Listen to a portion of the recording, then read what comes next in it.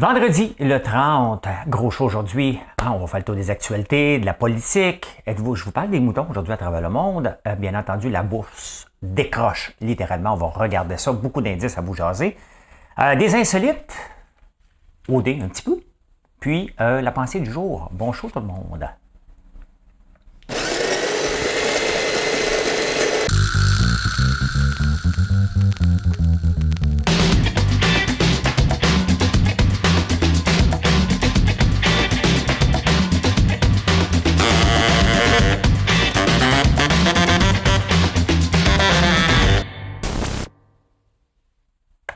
Bien, on s'assoit tranquillement. On s'assied, on s'assoit. Hein? On a un bon show. Non, mais je dis on parce qu'ils ont travaillé fort toute la gang dans ma tête. Les cheveux dans la bouche, stick. Ici Pierre Bruno. Hey, on prend une pause des chansons. Ouais. Vous m'avez demandé, moi je vous écoute des fois. Là, j'ai dit, OK, parfait. Je vais vous faire une énigme. Mais tout d'abord, avant l'énigme, hein? Mesdames et messieurs, 2ELGBTQI+, voici l'énigme du jour. Alors, l'énigme du jour, OK, êtes-vous prêts? Êtes-vous prêts? Quand je suis frais, je suis chaud. Qui suis-je?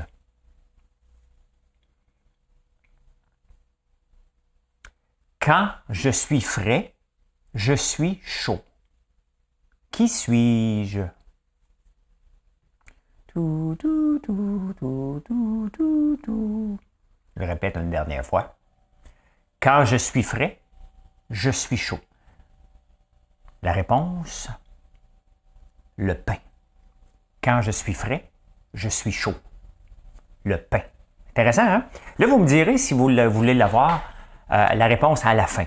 On va voir comment on ajuste ça. Là. Vous me direz où vous aimez ça. Dites-moi ça dans les commentaires. C'est votre show. Hein? Moi, je suis juste, je m'amuse et j'essaie de vous divertir. Donc, c'est votre show. Vous me dites où vous voulez le placer. Donc, je vais prendre une petite pause des chansons pour un petit coup. On va faire des énigmes. C'est le fun des énigmes aussi. Je déteste ça, Big Brother. Mais dans la vraie vie, j'aime bien ça vous faire. Quand j'ai la réponse, là, je suis mort de rire. On va faire des choses quand même légères, là. Hey, on marque pas légères. Je le sais. C'est parce que j'écoute au dé un petit peu, hein. Il y a un projet de loi pour changer la nomenclature des juges, la nomination des juges. Là, on veut savoir leurs compétences dans le lit. On ne veut pas savoir qui est le meilleur juge pour rendre une justice. Parce que, tu sais, quand tu affrontes les juges, là, tu demandes à ton bon avocat comment ça va. Hein? Il va dire, ça dépend du juge.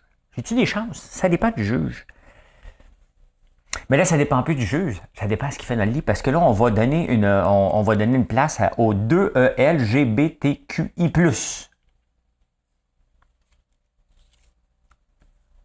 Oui, on veut savoir c'est quoi leur orientation. Hey, sincèrement, on s'en balance dessus. On est rendu là. On est rendu là dans notre société maintenant. On veut avoir le meilleur juge compétent. Le juge qui connaît la loi. Qui dit, l'article 1596, là, ben, il dit ça. Fait que, il n'y a pas de... Ça dépend du juge, là. Maudite jurisprudence. Non. Là, on veut savoir qu'est-ce qu'ils font dans le lit. Et moi, s'il y a quelque chose qui m'intéresse bien pas, là, dans la vie, là, c'est bien de savoir votre orientation sexuelle, combien de fois vous le faites, avec qui, combien de temps. Faites-vous de l'onanisme ou pas de l'onanisme? Personne ne m'a parlé hier de l'onanisme. Ça veut dire quoi? Personne n'ose le dire.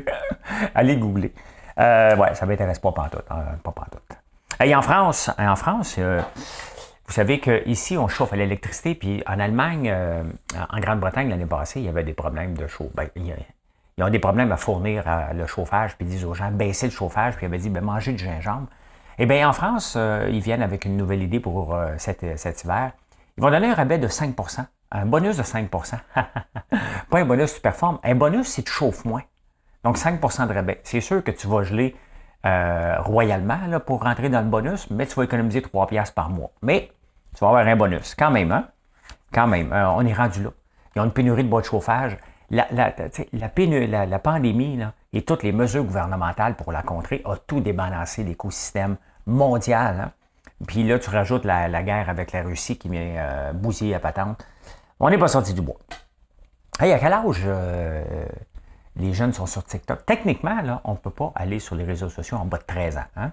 Bon, on y va toutes, là, puis on y va toutes. Il pense qu'il a 13 ans, vieux bonhomme. Non, non, mais comme Gaël, il va. Il crée des faux comptes, hein, tout simplement. Mais les 11-12 ans, 54% des jeunes de 11 à 12 ans sont sur Snapchat et 44% des jeunes de 11 à 12 ans en Amérique du Nord sont sur TikTok, quand même. Hein? Donc, est-ce que c'est grave ou pas? Si la supervision des parents est là, c'est bien correct. Là. Mais ouais, c'est l'âge. Hein? Je vous ai parlé souvent des hirondelles que je ne vois plus dans mon coin. Là, c'est partout dans le monde. 1/8 des oiseaux disparaissent dans le monde. Ils ne savent pas trop pourquoi. Mais ils disparaissent. 1/8, c'est énorme, là. C'est énorme des oiseaux qui disparaissent dans le monde. Moi, je m'ennuie des hirondelles. Là, l'année passée, vous avez capoté parce que quand j'étais jeune, il y en avait beaucoup. Il y en avait partout, mais littéralement partout.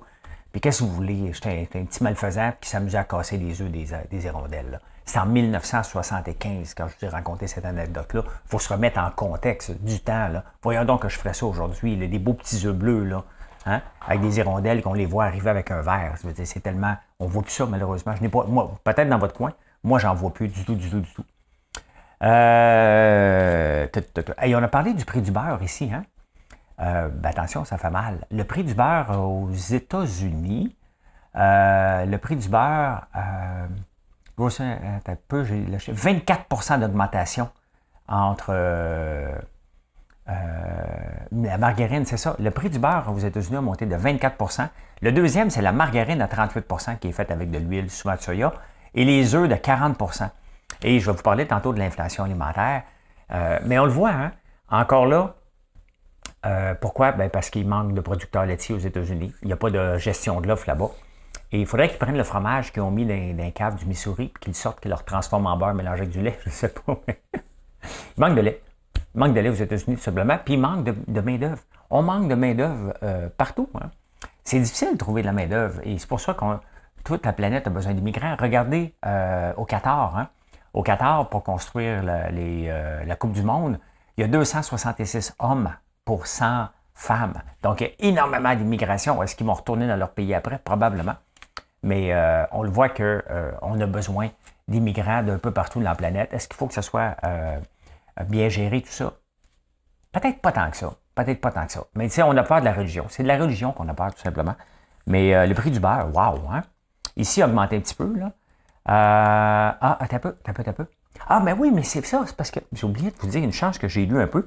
C'est que le prix du beurre en ce moment, pourquoi il était aussi élevé, puis de la margarine, puis les œufs? On est dans la saison de la popote.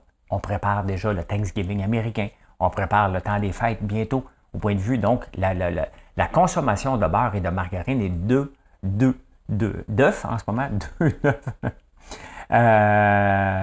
Et il y a des challenges sur TikTok. Voilà. Il y a des challenges sur TikTok qui fait affecter, là. C'est fou, hein? Des challenges un peu comme Ricardo qui avait fait du pain, il avait créé une pénurie de farine au tout début de la COVID. Ben voilà. Hein? J'ai écouté Denis Coderre. Ben oui. Denis Coderre, écoute, il a parlé des 30 ans du dernier coup sûr de Gary Carter. Tu sais, Gary. Il aime ça. Albert Puyol. Il aime ça mettre des Puyol. Il aime ça prononcer comme il faut, comme s'il était allé apprendre l'espagnol. Gary Carter. Oui. Et il a dit encore. Il aime ça dire qu'il était ministre des Sports. Je vais le rappeler tous les jours qu'il était secrétaire d'État. Il y a un film que j'écoutais à un moment donné, puis là, il y avait un dentiste qui disait « Je suis docteur ». Il dit « Non, tu es dentiste ». Oui, Denis, il a dit que lui, il en faisait des affaires. Lui, puis pas Joël Legendre, le ministre Legendre, qui était ministre, l'ancien de Tennis Canada, que lui et Legendre ont fait tout avancer, puis depuis ce temps-là, il ne se passe rien. Ils s'aiment un peu, hein.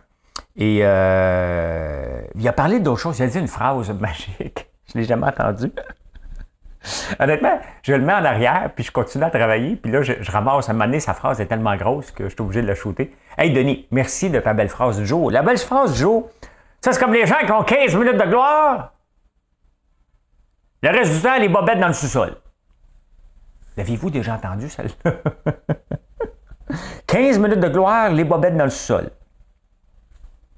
Il était ministre des Sports. Non, tu étais secrétaire d'État, Denis. Mais c'est quand même un accomplissement, là. Hein? Tu t'es rendu quand même loin en politique, il faut le souligner, mais tu n'étais pas ministre. Tu n'étais pas ministre. Hein? C'est ça. C'était pas mal. Hey, je vais vous parler tantôt d'un documentaire que je viens d'écouter sur Netflix, sur GameStop. Tu ne veux pas manquer ça. Au Québec, qu'est-ce qui se passe ici? Ben écoute, il y en a un autre. Faut que ça finisse, ces élections, là. Hein? Il y en a, on s'entend que peut-être Duhem a des chances de rentrer. Le Journal de Montréal dit que lui mérite sa place. Techniquement, oui puis non. Mais oui, parce qu'il y a un mouvement de droite qui mériterait d'être écouté un peu, mais on s'entend qu'avec un député, tu n'es pas vraiment écouté. Là. Mais bon, laissons-nous à croire qu'ils sont écoutés là, pour le besoin de la cause. Là. Mais il y en a un autre qui, lui, vendait des autos, puis il réclame, il achète des autos usagées, puis il les vendait, et il ne déclarait pas son profit. Ah, c'est un petit détail. C'est des taxes oubliées, là, tu sais. Dans le fond, il vendait au noir. Hein? Dans la presse, puis j'aime ça parce que Québec solidaire sont rendus à 107 milliards de promesses. Puis là, ils disent tout le temps, on a des docteurs pour la santé, on va tout arranger ça. Ça prendrait un petit économiste en place. Si j'étais de gauche extrême, on s'entend de l'extrême gauche, là, entre guillemets, j'irais travailler pour QS pour les aider. Ben oui, je suis un économiste de formation. Ben oui. Vous pouvez regarder mon bac. J'ai un bac en finance et économie. Je suis donc économiste. C'est comme mes fils. J'aime mes fils et mes fils sont des hommes. Donc, j'aime les hommes. Hein? Ben c'est ça. Hein? Fait que je suis un économiste. Mais pas pour 107 milliards de promesses. C'est sûr qu'avec ça, tu peux dire tu peux tout faire. Hein? J'ai écrit dans mon livre L'entrepreneuriat, c'est difficile. Point. Je vous parle de le pouvoir d'être cassé. Il faut que tu sois imaginatif. Eux autres sont imaginatifs, mais ils n'iront pas au pouvoir. Hein? Ils ne sont pas imaginatifs. On va faire ça. On va tout régler ça, mais ça prend 107 milliards. Et boy, hein? Faut compter aussi que, moi je vais rester ici. Là. Je fais des blagues des fois que je vais partir si ça arrivait. Là. Je vais rester au Québec. Là. I have nowhere to go. Mon pari de sacrer mon camp, c'est quand j'ai vendu mon entreprise en 2016, au lieu de me relancer en affaires, c'est là que j'aurais dû partir, mais là, je suis ici pour toujours. Et mais il faut compter que ce qui s'est passé avec le Parti québécois en 1976, quand les entreprises sont parties, il y en a quelques-unes richesses qui vont partir, il y a des entreprises qui vont partir aussi. Il y a déjà des entreprises qui n'investissent plus au Québec à cause de la loi 96 parce que c'est trop de troubles, tout traduire leur paperasse. Et regardez, Princesse Auto, là, ça a pris du temps avant qu'ils traversent de l'Ontario au Québec à cause de ça. Donc, il ne faut pas oublier qu'il va y avoir ça aussi. Il faut le discounter, dire ça, l'optimisme, c'est ça, moins ça qui va donner le vrai résultat qui n'escompte pas. Là, hein? Selon toutes les autres partis, Boulet ne peut plus être ministre. On s'entend-tu que c'est réglé, là? Hein? Il ne sera plus jamais ministre. S'il l'est, c'est de l'arrogance pure et crasse de François Legault, là. Quand même qu'il donne un ministre. Il y a assez de gens, de superstars potentiels à nommer. Il va déjà avoir assez de chicanes dans son parti pour qui va être ministre ou pas, ou peut-être des secrétaires d'État. Mais c'est pas secrétaire d'État au Québec. Je ne sais pas, vous me le direz. Écoute, Duhem demande une manifestation pacifique le premier parce qu'il y a une grande manifestation contre Legault.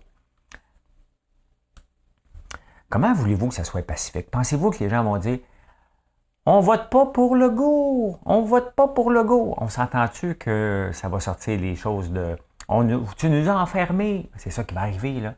Ces gens-là tu as le choix quand tu manifestes. Tu décides d'aller voter contre le gouvernement. Quand tu vas manifester avant, ça ressemble un peu à la fois du référendum de 95, quand une majorité de gens sont venus nous dire qu'il ne fallait pas voter oui. Donc, c'est un peu ça, là. Donc, c'est une manifestation qui ne sera pas pacifique, là. Ça va gueuler un petit peu, puis malheureusement, pour le Parti conservateur, la télévision ne va pas nous montrer les plus brillants du groupe, là. On va s'attendre, il y a du stock à rire le 1er octobre au soir aux nouvelles, là. On s'entend qu'on va nous montrer des gens un peu mal engueulés, peut-être des gens qui leur manquent quelques dents. Qu'est-ce que vous voulez que je vous dise? À toutes les fois, c'est tout le temps ça qui se passe. On prend ceux qui parlent le plus mal, qui sont le plus, parce que ça fait de la bonne télé.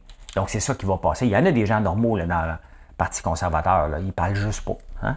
Ils parlent juste pas. Ils ont le droit, parce que moi aussi, je crois à plusieurs choses dans le domaine. Dans le fond, c'est que je crois un peu à toutes des partis de chacun des partis. C'est juste que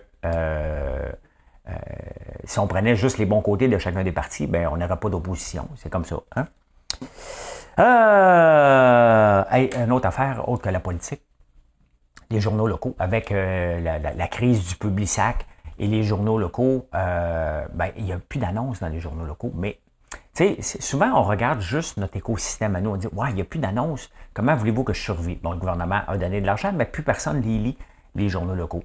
Est-ce que c'est plate? On peut les lire sur Facebook. Hein? Spotted Outremont, Spotted La Petite Nation. On peut aller lire nos choses là-dessus, puis à peu près tout le monde sont sur Facebook. Il ne faut pas oublier que le modèle de pub actuellement est brisé. Hein? Facebook, à cause d'Apple, puis de ne pas partager nos données privées, on a moins de détails sur qu'est-ce qu'on va visiter pour avoir de la publicité ciblée. Donc, on est obligé de dépenser plus sur Facebook, sur Google pour attirer du monde. Mon modèle, moi, est de faire ce que je fais là, du divertissement, de l'information, de vous informer d'une façon différente pour aller vous chercher d'une façon différente. Puis une fois de temps en temps, je vous parle d'un produit. Vous le savez là, que j'ai des produits. Là, ici, c'est marqué à l'endroit, françoislambert.one. Vous savez qu'on a des bougies, des savons. Donc, c'est à un moment donné d'être tellement présent que ça finit par donner des petits. Au lieu de dépenser une fortune en publicité. Est-ce que je dépense un peu en publicité? Il faut le faire pour des gens qui ne me verront jamais. Mais le modèle est brisé en ce moment. C'est quoi le nouveau modèle de pub qui s'en vient? On ne le sait pas. On parle de faire du shopping en ligne. Il y avait une application TikTok qui permettait comme QVS, puis ce que Marie-Josée Mondou faisait, on avait un produit, puis on le démontrait. Là, pour le moment, c'est mis sur le hold, mais il y a quelque chose qui s'en vient dans les prochaines années qui va permettre aux entreprises comme la mienne d'être en ligne, d'être en direct et d'être capable de vendre ces produits de façon différente que le modèle qu'on a connu avant. On a un modèle qui était basé sur les journaux. Après ça, on a un modèle qui était publicité ciblée. Là, on a un modèle qui est différent. Le publicité ciblée revient à la mode des journaux. C'est qu'on est obligé d'envoyer une pub à tout le monde sans penser qu'on peut la cibler autant. Donc, ce modèle-là revient au modèle des journaux traditionnels et ce n'est pas rentable. Donc, il va falloir revoir maintenant comment on le fait. Est-ce que j'ai la bonne formule? J'ai une formule qui n'est pas pire. Est-ce qu'elle est parfaite? Non, je la peaufine à chaque jour et j'essaie de m'améliorer à chaque jour pour voir comment je peux le faire. Donc, il n'y a pas de réponse à la publicité pour rejoindre les gens. À la fin, on veut vendre parce que c'est ça qu'on a une business, la plupart des gens, à faire connaître, peu importe si c'est des services ou des produits. Mais le modèle, en ce moment, c'est pas juste pour les journaux locaux. Le modèle est brisé aussi pour les réseaux sociaux en ce moment.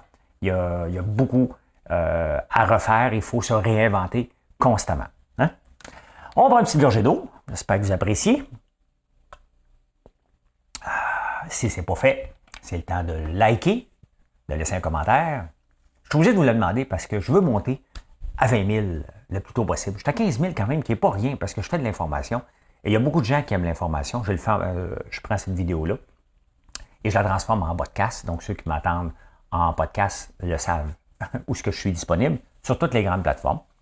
Et vous savez que j'élève des moutons depuis que je suis petit. Mon père élevait des moutons, on a recommencé à élever des moutons. Bon, on les a perdus dans un feu, on va recommencer. Mais l'élevage des moutons dans le monde, hein? Ici, on mange beaucoup de l'agneau de la Nouvelle-Zélande, qui est un grand exportateur.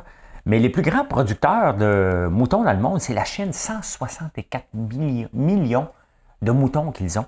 L'Australie, en a 66 millions. La Nouvelle-Zélande, 27 millions, mais ils sont très, très forts à l'exportation. Vous savez combien on en a de moutons au Canada? 164 millions en Chine. On en a 791 000 à peine au Canada. Vous voyez l'opportunité qu'on a au lieu de se battre tout le temps contre les vaches et tout ce qui est contingenté. L'élevage de l'agneau n'est pas contingenté. Le fromage, moi j'adore beaucoup, particulièrement le fromage de mouton, de brebis. Le fromage le plus populaire, c'est le fromage Manchego, que j'adore. Hein? Et chaque fromage vient aussi avec une particularité de quelle brebis qu'il donne. J'oublie celui de Manchego. Il y a le Roquefort qui, je me souviens bien, c'est peut-être du East Prison, si je me souviens bien, je suis un peu mélangé. Tu as le Pecorino qui est du parmesan et tu as le feta traditionnel qui est fait à base de lait de brebis. Donc, tu as 4 fromages que vous connaissez, que vous ne le saviez peut-être pas. Manchego, Roquefort, fromage bleu, fameux fromage bleu, Pecorino et feta. Le gras, ce qui compte le plus important là, quand les producteurs de lait vendent du lait, c'est la matière grasse dedans. Et pourquoi que nos savons au lait de brebis sont si doux pour la peau? Ben, c'est la matière grasse que dedans. 7,4 de matière grasse versus 3,6 pour le chèvre et à peu près 3,4 pour le lait de vache. Donc, il y en a qui sont plus productive en gras, mais c'est pour ça que nos laits de brebis sont si doux pour la peau, c'est parce qu'ils sont gras, tout simplement, ça prend du gras. Hein? Et pour le lait de brebis, ceux qui sont intolérants au lactose, moi aussi, mais on ne peut pas en boire du lait de brebis, on n'en trouve pas en tout cas au Canada. En tout cas, pas beaucoup, ça existe sûrement, là, mais c'est moins pire il y a moins de lactose dans le lait de brebis, il y a plus de gras, tout simplement. Et c'est pour ça qu'on fait des savons à cette base-là. Donc, voilà, vous savez tout sur le mouton. Ou presque, ou presque. Hey, on s'en va dans les finances, mais là, c'est vraiment pas trop. Je viens d'écouter un documentaire sur GameStop. Pendant que j'étais à Big Brother, il y a eu la folie des mêmes stocks avec GameStop puis AMC. Ça avait une chance, c'est 3,45 minutes. J'ai écouté ça aujourd'hui, j'ai pris du temps pour écouter GameStop et c'est vraiment bon. C'est vraiment bon sur toute la folie qui a fait monter le stock et tout un paquet de petits investisseurs avec Robinhood et tout ça. Vous irez voir ça, c'est vraiment spectaculaire. C'est vraiment le fun de comprendre qu'est-ce qui s'est passé derrière ça et qu'est-ce qui est permis et qu'est-ce qui n'est pas permis. Parce qu'il y a des choses qui ont été faites qui n'étaient pas permis. On s'habille beaucoup avec du coton. Et je vous montre ça. Regardez le prix du coton en ce moment. Et pourtant, le coton qui est produit beaucoup dans l'État du Texas, il y a eu beaucoup de sécheresse cette année, c'est pas tellement bon. Sauf que il y a deux raisons qui font tomber le prix. Il y a moins de demande pour le coton. Et il y a moins de demande aussi pour... Il ne faut pas oublier qu'en ce moment, le dollar américain est très fort, mais très, très fort contre toutes les autres devises. Et ça, c'est le Bitcoin. Regardez le dollar, excusez, on va l'amener ici. On est rendu à 73 cents. Là. Pour les snowbirds, là, c'est une catastrophe qu'on vit en ce moment, qui vont partir vers les États-Unis. C'est pas le temps de partir avec l'ouragan Ian, mais c'est une catastrophe qui se passe en ce moment. Le dollar américain est fort par rapport à toutes les autres devises. Pourquoi? Parce que les taux d'intérêt sont plus élevés.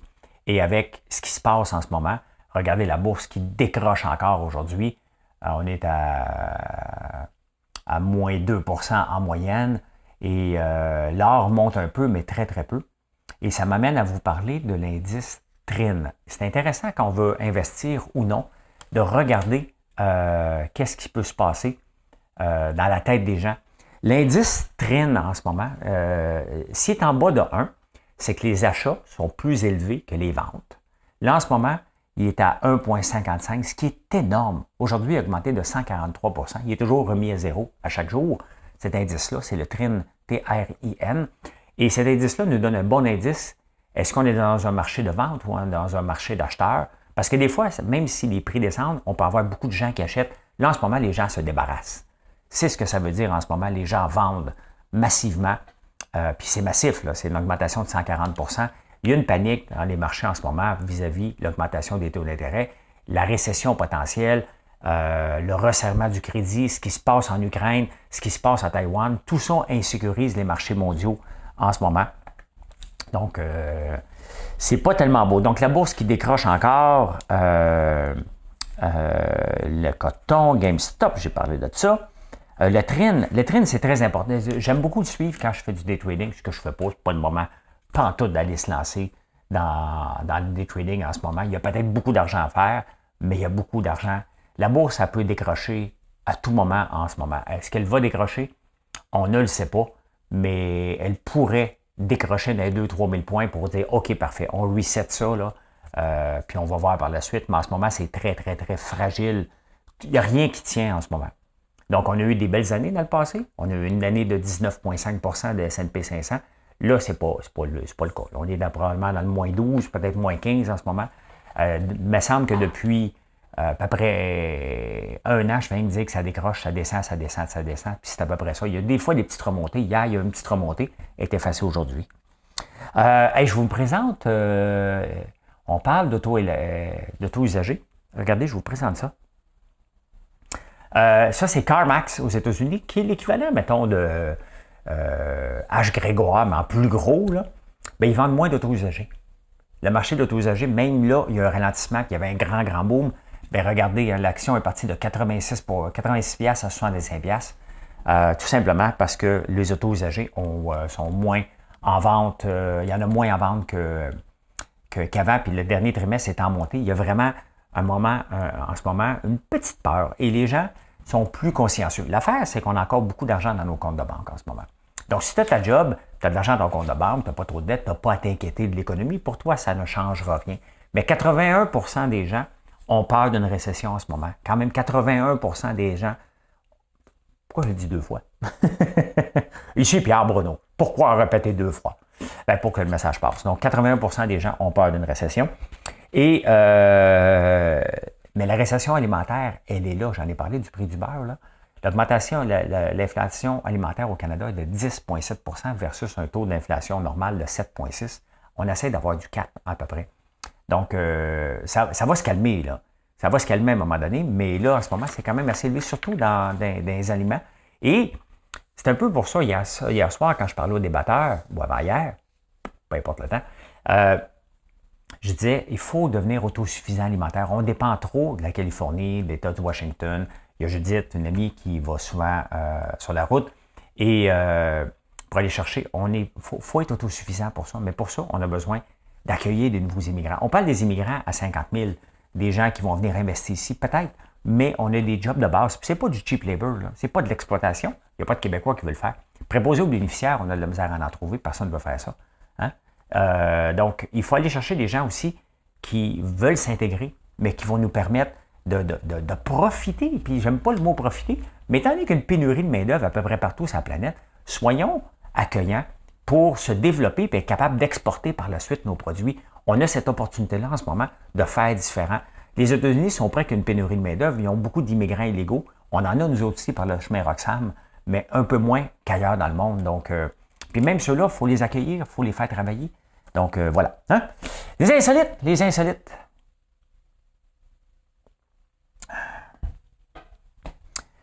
Travaille fort pour ce show-là, j'espère que vous appréciez. 30%. Faites-vous partie des 30%. 30% des gens refusent de s'asseoir sur les toilettes publiques. À moi d'être obligé, là, mais non, moi non plus, je ne m'assois pas.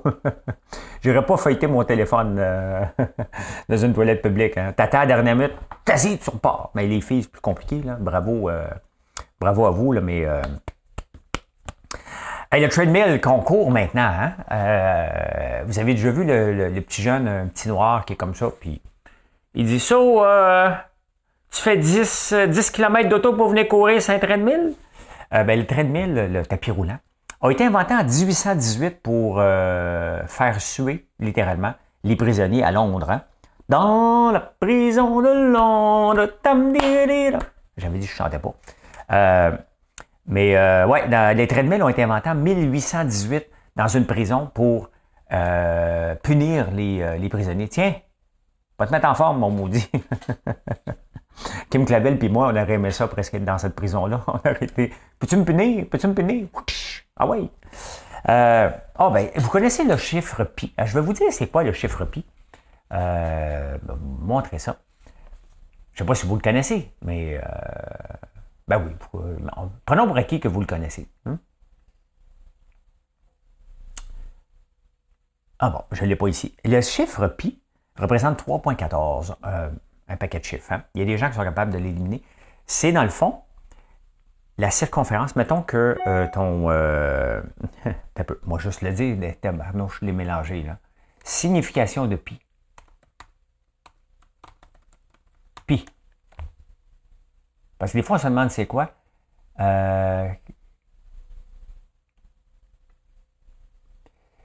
Pi et 3,14, c'est aussi le fameux symbole pi. C'est donc naturellement...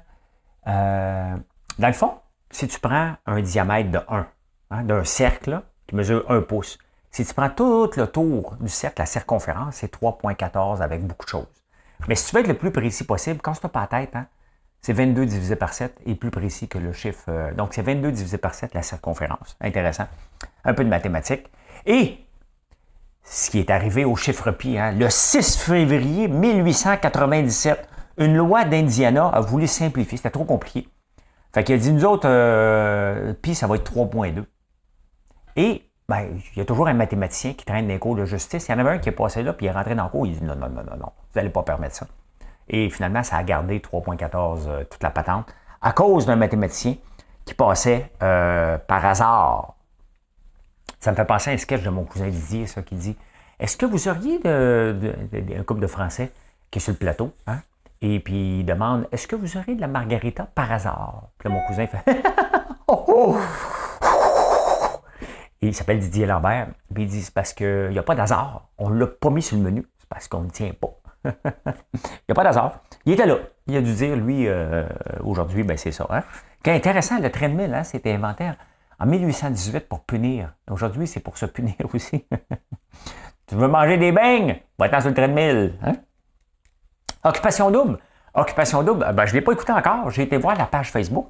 Et là, il y a une tarentule qui dérange Florence. C'est un OD Challenge. De plus en plus, je trouve que OD, à part de se frencher dans Big Brother, n'était pas obligé de se frencher. Là. Il y en a qui l'ont fait. Il y a même des bébés à Big Brother.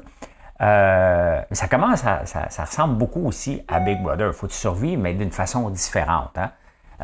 Faut que tu te fasses. Ton challenge, c'est de te faire accepter par les filles ou les gars. Mais là, ils ont fait un challenge de tarentule. C'est le fun. Ça, j'en parle parce que c'était juste le fun de faire ça. Dans Big Brother, c'était vraiment, moi, on vivait pour les challenges. À un moment donné, il a fallu que je fasse croire à Manu que j'avais bu un verre de sueur. Il est en train de jouer aux cartes, en train de faire le solitaire. Puis j'ai dit, hey, Manu, t'as-tu déjà bu ça, un verre de sueur, pas de solitaire, un verre de sueur. Puis il m'a dit, si, c'est dégueulasse, man. Je suis allé dans nous autres, à un moment donné, mon cousin était un peu sur la brosse, on est allé s'entraîner. Tu sais. Jean-Thomas, il me dit, hey, on le sait que c'est un challenge, ton affaire. Fait que je suis allé voir Kevin pour le. Merci, Kev. Bon, le Go-Go Boy, on a appris qu'il y avait 2 Go-Go Boys quand même. Hein? Dans le lot, ils ont dit aux filles, aux gars, dites-le pas aux filles. Hein? Je vous rappelle que les gars, en moyenne, on garde un secret de 2h47. C'est déjà su. Mais il est capable de flipper des œufs en chess. Hein? Ils sont forts sur le chess, hein, se promener en chess, ces gens-là. Je ne sais pas pourquoi. Tu arrives dans la vie de tous les jours, ils se promènent en chess dans la maison. Là, mais c'est sûr qu'il fait chaud. Puis le CA qui brasse les affaires. Là. Ça me fait penser quand Big Brother nous avait envoyé des lingots pour nous rendre marteau. Là. Ben, c'est ça qui est le fun. C'est pour ça que je vois de plus en plus de similitudes entre Big Brother et Occupation Double. Ah bien. La pensée du jour. Il n'y a pas de meilleure mesure de vos valeurs que la façon dont vous passez votre temps. Il n'y a pas de meilleure mesure de vos valeurs que la façon dont vous passez votre temps. Hein? Si tu passes ton temps à rien faire la plupart du temps, ou que tu es toujours sur la brosse, hein? Ça fait partie de la vie, des fois, d'être sur le party, là, mais je répète le name du jour, ceux qui ne l'auraient pas compris. Hein? Quand je suis frais, je suis chaud. Qui suis-je? François Lambert.